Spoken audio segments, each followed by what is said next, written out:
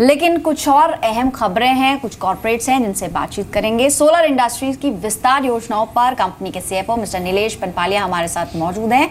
Sir, स्वागत है आपका कार्यक्रम में। सबसे पहले तो जानना चाहेंगे कि मौजूदा ऑर्डर फ्लो कैसा है और साथ ही मेक इन इंडिया के अनाउंसमेंट के बाद से लेके अब तक कितना इम्पैक्ट पड़ा है कंपनी के मार्जिन्स पर। आप कृपया क्वेश्चन वापस कहेंगे एक बार? जी सर, मेरा पहला सवाल तो ये होगा कि मौजूदा जो ऑर्डर फ्लो है वो कैसा है और इस वित्त वर्ष में किस तरह के नए लाइसेंसेस, नए परमिशंस आप एक्सपेक्ट कर रहे हैं? देखिए, ऑर्डर बुक इस बार की काफी अच्छी है। हमारे पास कोल इंडिया से, सिंगरेनी कॉलरीज से काफी अच्छे ऑर्डर्स हैं और यहाँ तक के प्राइवेट सेक्टर कंपनीज के भी अच्छे ऑर्डर्स हैं और काफी हद तक के ऑर्डर्स रोड कंस्ट्रक्शन में जो काम करती है उन कंपनी से भी हमारे पास आ रहे हैं।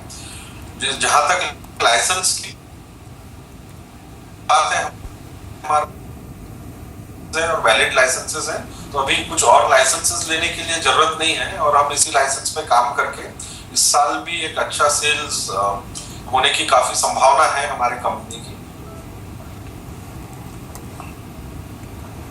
Hello. Sure. In fact mister Nilesh, जैसे आप बता रहे थे कि largely geographically if you can just expansions को लेकर आपका क्या प्लान है और यहाँ से लेकर विद ज्योग्राफिक लोकेशन से आपको larger part of the revenue आने का आपकी आशंका, if you can just highlight on that as well. जी बिल्कुल, हम लोग का जो प्रेजेंस है वो अब हमारे पास करीबन 22 प्लांट्स हो गए हैं जहाँ तक इंडिया की बात करते हैं। अभी हाल ही में हमने राजस्थान में प्लांट डाला है, गुजरात में प्लांट डाला है, हमने बरबिल में प्लांट लगाया है और सिंगरेनी कॉलरीज के लिए नीचे रामागुंडम में प्लांट लगाया है। और इसके अलावा अब हम जो हमारे 3 ओवरसीज प्लांट थे, नाइजीरिया, जाम्बिया, टर्की, इसके अलावा हम लोग साउथ अफ्रीका में भी जो हमारा प्लांट है वो जनवरी से शुरू हो जाएगा। कंस्ट्रक्शन लगभग कंप्लीट हो चुका है और अगले महीने से हम कुछ ट्रायल्स करेंगे और जनवरी से हमारा वहां पे भी सेल चालू हो जाएगा। तो ये सब चीजों के कारण हमारे पास अगले साल के लिए काफी अच्छा रेवेन्यू फिर से जनरेट होगा इसके तहत। और आज लगभग पूरे भारतवर्ष में हर जगह हमारे प्लांट लगे हुए हैं। 1-2 एरियाज रह गई है, वहां पे भी अगले साल में हम लोग के प्लांट्स लग जाएंगे। जी मिस्टर पंपालिया, इनफैक्ट जैसे आप अलग अलग प्लांट्स के विस्तार के बारे में बता रहे हैं, अगर आप मौजूदा कैपेसिटी बता सकें और कैपेसिटी बढ़ाने को लेकर क्या कोई योजनाएं हैं कंपनी की, किस तरह का निवेश कंपनी करने जा रही है? जी बिल्कुल, हम लोग पिछले 5 साल से लगातार हर साल कैपेसिटी को हमने बढ़ाया ही है और ये साल भी जहां तक हमारे केपेक्स की बात है तो 150 से लेके 175 करोड़ का केपेक्स का हमने प्लान किया है, जिसके अनुसार 50 करोड़ का केपेक्स हम लगभग साउथ अफ्रीका में करेंगे और करीबन 75 से 100 करोड़ का केपेक्स हम लोग जो हमारा कार्ट्रिज एक्सप्लोजिव के प्लांट है, बल्क एक्सप्लोजिव के प्लांट है, डिटोनेटर्स के प्लांट है, इसके लिए करेंगे। और 25 से 50 करोड़ का केपेक्स हमने हमारे जो डिफेंस के प्लांट्स आ रहे हैं उसके लिए रखे हैं। तो इस तरह से हम ये साल करीबन 150 से 175 करोड़ का केपेक्स करेंगे और आगे आने वाले 2-3 साल में भी इसी तरह का केपेक्स कंपनी करती रहेगी, क्योंकि हम लोग जहां तक डोमेस्टिक एक्सप्लोजिव्स बात है उसमें भी एक्सपेंशन कर रहे हैं और जो मिलिट्री एक्सप्लोजिव्स है उसमें भी एक्सपेंशन कर रहे हैं और ओवरसीज में भी आगे और प्लांट्स आएंगे हमारे अलग अलग लोकेशन से। जी मिस्टर नीलेश, जैसे आपने बताया कि larger explosive factories in Indonesia and Australia as well, और यहाँ से लेकर उसका स्टेटस क्या है and second when can we see this actually reflecting on your balance sheet from when? साल से आ ही जाएगा और जहां तक ऑस्ट्रेलिया की बात है तो second half of the next financial year से वहां से भी रेवेन्यू आप देख पाएंगे। और उसके बाद हम लोग ने इंडोनेशिया खाना है, ये अभी सब प्लानिंग स्टेज में चालू है और जनवरी से मार्च के बीच में इस पे भी आपको क्लियर पोजीशन हम दे पाएंगे, क्योंकि बहुत सारे लाइसेंसेस और क्लियरेंसेस लेने होते हैं ये एक्सप्लोजिव्स का बिजनेस करने के लिए। तो हम लोग हर प्रयास कर रहे हैं कि जल्दी से जल्दी हमें लाइसेंसेस मिले और जैसे ही हम मिलेंगे हम लोग उसका अनाउंसमेंट करेंगे। जी मिस्टर पंपालिया, एक लास्ट क्वेश्चन होगा। जैसे आपने कोल इंडिया का जिक्र किया, सबसे बड़ा क्लाइंट आपका कोल इंडिया है, तो Q2 और साथ ही Q3 यानी आने वाले क्वार्टर्स में किस तरह के ऑर्डर्स आप एक्सपेक्ट कर रहे हैं, फर्दर ऑर्डर्स? जी हाँ, कोल इंडिया हमारा सबसे बड़ा क्लाइंट है और हम लोग we are meeting almost 28% of Coal India का जो एक्सक्लूसिव रिक्वायरमेंट है वो हमारी कंपनी पूरा करती है। ऑर्डर्स हमारे पास कोल इंडिया के काफी अच्छे हैं, बट जैसा कि आप जानते हैं जो सेकेंड क्वार्टर होता है ये मॉनसून का क्वार्टर होता है। बारिश में हर तरह के माइनिंग एक्टिविटी, इंफ्रास्ट्रक्चर, कंस्ट्रक्शन सब कुछ अपने लो पे रहती है। तो सेकेंड क्वार्टर वैसे भी हमारे इंडस्ट्री के लिए सबसे लो क्वार्टर रहता है, बट थर्ड और फोर्थ क्वार्टर में हमको काफी उम्मीदें हैं कि अच्छे मॉनसून के कारण अच्छा आगे प्रोडक्शन होगा, देश में कोल की रिक्वायरमेंट बढ़ेगी क्योंकि बाकी सब जगह से भी कोल की डिमांड आएगी, पावर की डिमांड आएगी। और रोड कंस्ट्रक्शन एक बहुत अहम जगह है जहां हमारा एक्सप्लोसिव्स बहुत लगता है, जिसमें से हमने काफी डिमांड अभी फर्स्ट क्वार्टर में भी देखी है। तो थर्ड और फोर्थ क्वार्टर में भी ये वो एक सेक्टर है जहां से बहुत अच्छी डिमांड आएगी। एक्सपोर्ट्स भी हमारी कंपनी कर रही है, आज इंडिया के लार्जेस्ट एक्सपोर्टर ऑफ एक्सप्लोसिव्स है। एक्सपोर्ट्स से भी हमको अच्छी डिमांड दिख रही है। तो ये सब सेक्टर्स से आगे जो हमारा थर्ड और फोर्थ क्वार्टर रहेगा, जो वैसे भी हमारे इंडस्ट्री के लिए सबसे अच्छे क्वार्टर्स रहते हैं, उसमें काफी अच्छा परफॉर्मेंस रहेगा कंपनी। जी जी, बहुत बहुत धन्यवाद मिस्टर नीलेश हमसे बात करने के लिए और जी बिजनेस को आपको समय देने के लिए बहुत बहुत धन्यवाद। तो आपने देखा सोलर इनफैक्ट की मैनेजमेंट, सोलर इंडस्ट्रीज की मैनेजमेंट, और यहाँ पे काफी optimism India as well as exports. 8800 के स्तर को फिलहाल होल्ड किए हुए लगभग 8811 का लेवल फिलहाल आज के सेशन में फिलहाल देखने को मिल रहा है। लेकिन आज आईपीओ मार्केट में बेहद हलचल है। आज इंश्योरेंस सेक्टर के पहले आईपीओ आईसीआईसीआई प्रूडेंशियल लाइफ का आईपीओ खुल गया है। अब तक ये 7% तक सब्सक्राइब हो चुका है। इस इशू का जो प्राइस बैंड है 300 से 334 रुपए प्रति शेयर के बीच रखा गया है। 21 सितंबर तक इशू खुला रहेगा और लगभग 6000 करोड़ की राशि जुटाने की योजना है। तमाम ब्रोकरेज हाउस ने इसमें निवेश की सलाह दी है। क्या राय रखते हैं आपको बताएंगे, लेकिन सबसे पहले बाजार के दिग्गज एक्सपर्ट्स आईपीओ पर क्या राय रखते हैं ये आपको सुनाते हैं। इंश्योरेंस का सेक्टर एक बहुत बड़ा सेक्टर है, ग्रोइंग सेक्टर है। अभी भी अंडर पेनिट्रेशन बहुत ज़्यादा है इंडिया के अंदर। बहुत सारे करोड़ों लोगों की इंश्योरेंस नहीं है और प्राइवेट सेक्टर ने दिखाया है कि थोड़ा सा मार्केटिंग पे फोकस करके, प्रोडक्ट डेवलपमेंट के ऊपर फोकस करके वो second level, third level towns, rural towns में भी जा सकती हैं और अर्बन एरियाज़ में तो इम्पैक्ट ला ही रही हैं। तो इंश्योरेंस सेक्टर का, क्योंकि मार्केट इस समय सैचुरेटेड बिल्कुल नहीं है, बहुत अंडर पेनिट्रेटेड है और कंपनी जो आ रही हैं बाज़ार में, अभी आ रही हैं जो आएंगी, ये सब कंपनीज का ट्रैक रिकॉर्ड रहेगा। ये कोई 5 साल से 10 साल से 15 साल से बिजनेस में है। इनका नेशनल डिस्ट्रीब्यूशन नेटवर्क है, इनके पीछे जो स्पॉन्सर्स हैं वो स्ट्रॉन्ग स्पॉन्सर्स हैं, इनका रेगुलेटर स्ट्रॉन्ग रेगुलेटर है। तो और ये इंश्योरेंस कंपनीज के ऊपर तो 2 रेगुलेशन लागू हो जाते हैं, इरडाई का भी रेगुलेशन है और सेबी का भी रेगुलेशन है। तो इस सेक्टर के अंदर इन्वेस्टर्स को एक्सपेक्टेशंस काफ़ी अच्छी रहेंगी। सब्सक्राइब की कवायद की है लंबी अवधि के नज़रिए से और ये जो प्राइस बैंड है 334 के आसपास का, 34 के आसपास का, हमें लग रहा है कि लंबी अवधि के नज़रिए से अगर किसी को निवेश करना है तो मैं ये बिल्कुल मानता हूँ कि अपॉर्चुनिटी बहुत बड़ी है। इंश्योरेंस सेक्टर को काफ़ी यहाँ से आगे बढ़ने की ज़रूरत है। मुझे लगता है ये सेक्टर बिल्कुल अंडर पेनिट्रेटेड है, बहुत ही एक्सपोनेंशियल ग्रोथ अपॉर्चुनिटीज़ है और ICICI Prudential would be in a very good position to capitalise on the same. और बाकी आप अगर वैल्यूएशंस के लिहाज से भी देखो तो जो दूसरी जो सबसे बड़ी कंपनी है जो विलय के बाद होएगी, एचडीएफसी लाइफ और मैक्स लाइफ के विलय के बाद, उससे वैल्यूएशंस के लिहाज से भी सस्ता आईपीओ आ रहा है, तो डेफिनेटली सब्सक्राइब करना चाहिए। मुझे लगता है जिस तरह की एपेटाइट है, लिस्टिंग पे भी गेंस रहेंगे, 15-20% के गेंस की उम्मीद है और बाकी लंबी अवधि में डेफिनेटली अच्छे रिटर्न्स मिलेंगे। That's probably the first IPO from a insurance company, and there is going to be a certain novelty attached to it, certain demand going to be there. But our view is that the issue is will get subscribed, and we have assigned a subscribe rating to the issue from a longer term investment horizon. So don't look at the current upside. Immediately listing में, but you have to take care of the kind of growth that you are envisaging and उसका मुताबिक क्या kind of a growth return मिलेगा आपको, ऐसा देखना चाहिए। Sure, in fact आपने यहाँ पे 4 मार्केट सेगमेंट्स की बात सुनी और यहाँ पे लेके लार्जर एक पोर्शन आया है कि it will have an exponential growth going forward, काफी अच्छे प्रोस्पेक्ट्स है। मूविंग ऑन, इनफैक्ट हम ऐसे एक अनऑर्गेनाइज्ड मार्केट के बारे में आपको अपडेट देने वाले हैं। आईसीआईसीआई प्रूडेंशियल का आपने जैसे सुना कि लार्जर एक ऑर्गेनाइज्ड प्लेयर्स ने एक थम्स अप दिया हुआ है, बट केतन जोशी हमारे साथ मौजूद है। इनफैक्ट केतन, ग्रे मार्केट एक ऐसा अनऑर्गेनाइज्ड मार्केट है जहां से एक ट्रेंड पता चलता है कि इसमें बुलिशनेस है या बेरिशनेस है, और इनफैक्ट यहां से लेकर कितना प्रीमियम कमांड कर रहा है। If you can just highlight on that as well. देखिए ICICI प्रूडेंशियल लाइफ इंश्योरेंस के IPO को लेकर ग्रे मार्केट में काफ़ी अच्छी सुगबुगाहट है। हम अपने दर्शकों को सरल भाषा में समझाएं कि ये ग्रे मार्केट होता क्या है। इसमें इस तरह से एक प्रक्रिया होती है कि आपका डीमैट अकाउंट है वो कोई दूसरा व्यक्ति इस्तेमाल करता है, बदले में प्रति शेयर आपको वो प्रीमियम देता है। तो 16 तारीख तक जो ग्रे मार्केट में इस IPO के ऊपर जो प्रीमियम चल रहा था वो 21 से 23 रुपये के बीच था, लेकिन 16 तारीख शाम होते होते इसमें बहुत बड़ा इजाफा हो गया और आज वो 30 से 33 रुपये प्रति शेयर प्रीमियम तक पहुंच गया है। इसका एक बहुत बड़ा कारण भी ये है कि इसमें जो एंकर इन्वेस्टर के तौर पर बड़े बड़े FIIs आए, आप जितने भी बड़े FIIs के नाम ले लो, चाहे वो मॉर्गन स्टैनली हो, चाहे वो गवर्नमेंट ऑफ सिंगापुर हो, या जो बड़े FIIs है उन्होंने एंकर इन्वेस्टर के तौर पर इसमें निवेश किया है।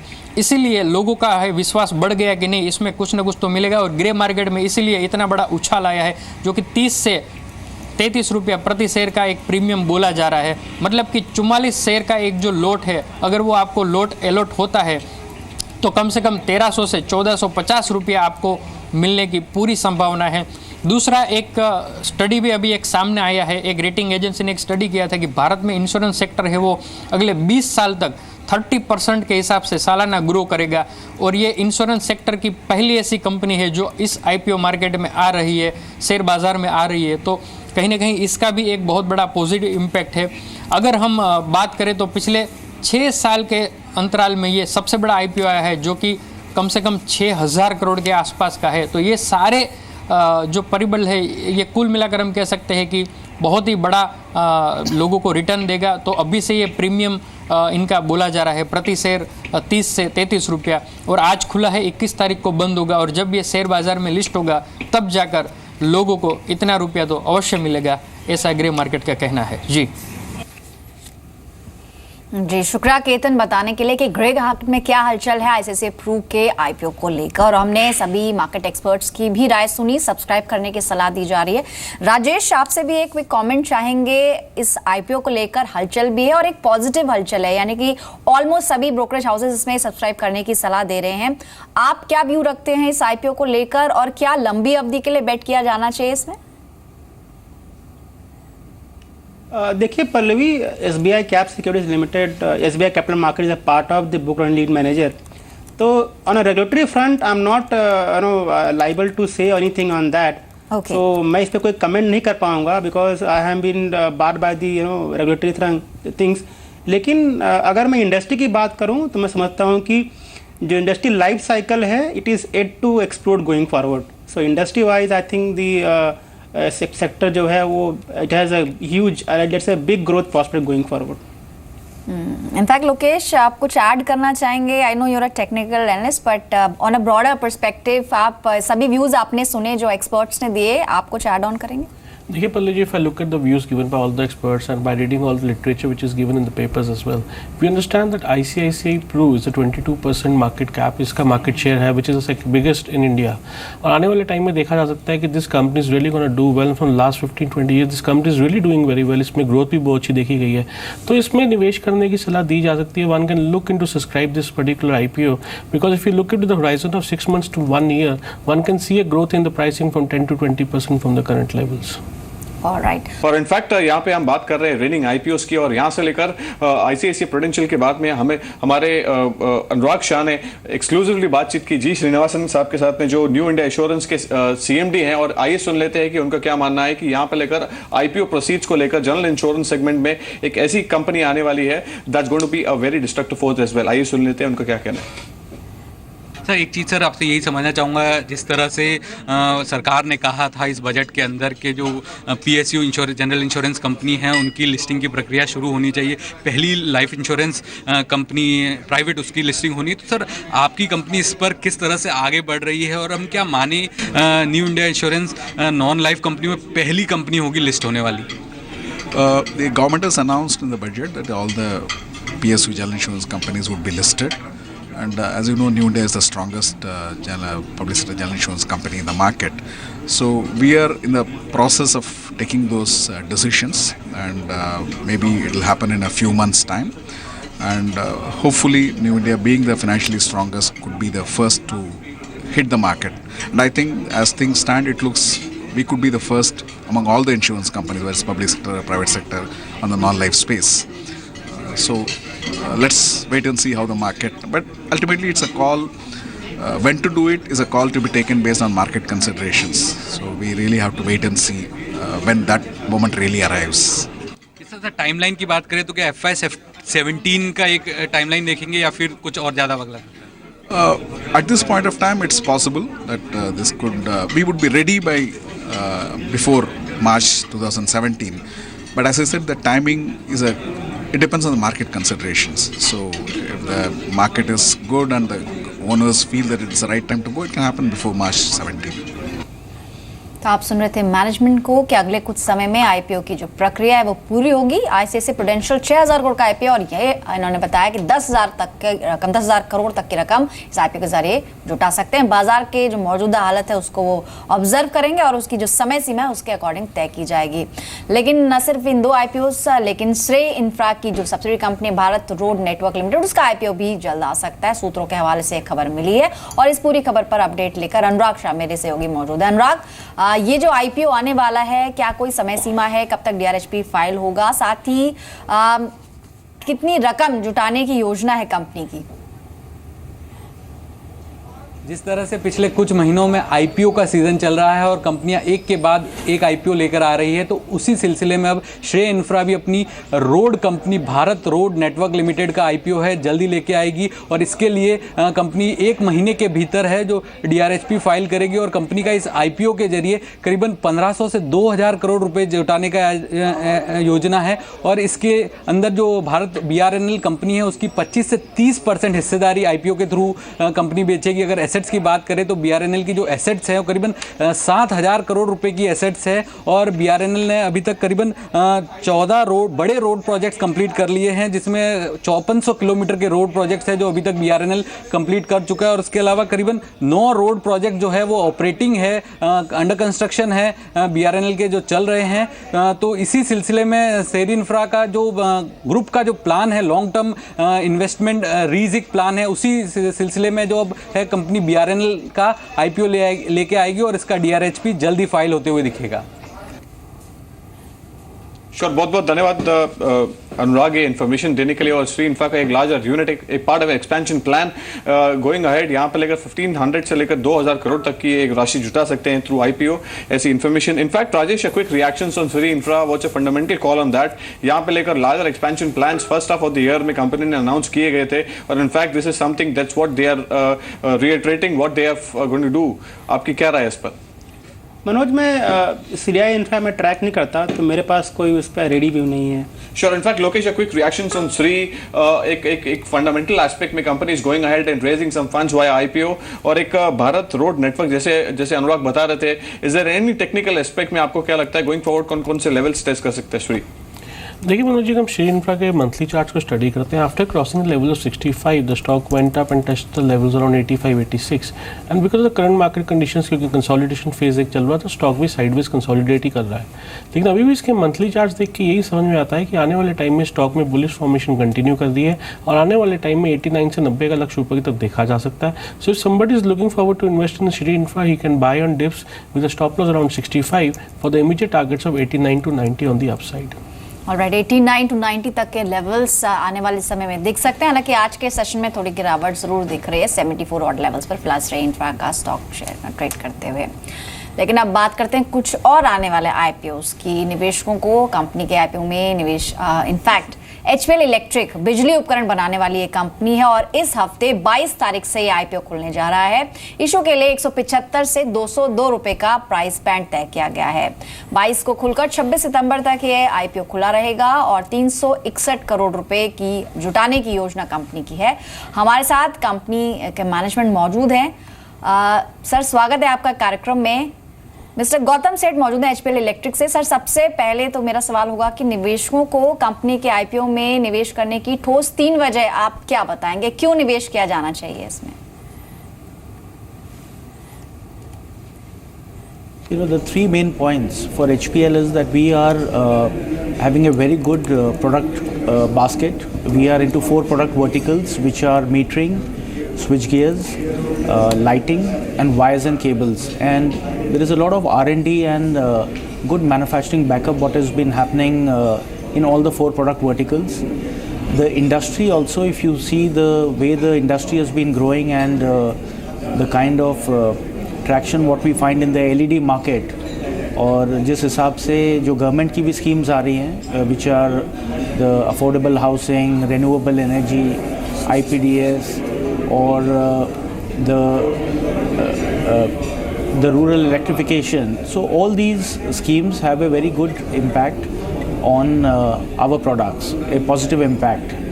And regarding the जो हमारा PE ratio है, that is also between 17 to 19 times, which is much lower than the industry average.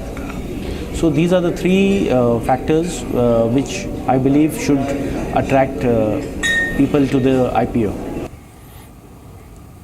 Sure mister Seth, जैसे आपने बताया कि लार्जली आप रफली अराउंड 4 ऑड सेक्टर्स में ऑपरेट करते हैं और यहाँ से लेके you intend to raise somewhere around 350 odd crores, but जो आईपीओ जो प्रोसीड्स है, जो रकम आप इससे जुटाने वाले हैं, आप इसका इस्तेमाल कैसा करेंगे? If you can just highlight a plan going forward as well. We are looking to raise 360 crores and 130 crores would go into the payment of the term debt. Then 180 crores is for the margin money, which would be used for the working capital requirements for the future, and the balance is for general corporate purpose. Alright mister Gautam सेठ, शुक्रिया कीमती समय देने के लिए और आने वाले आईपीओ पर अपडेट पर बात करने के लिए.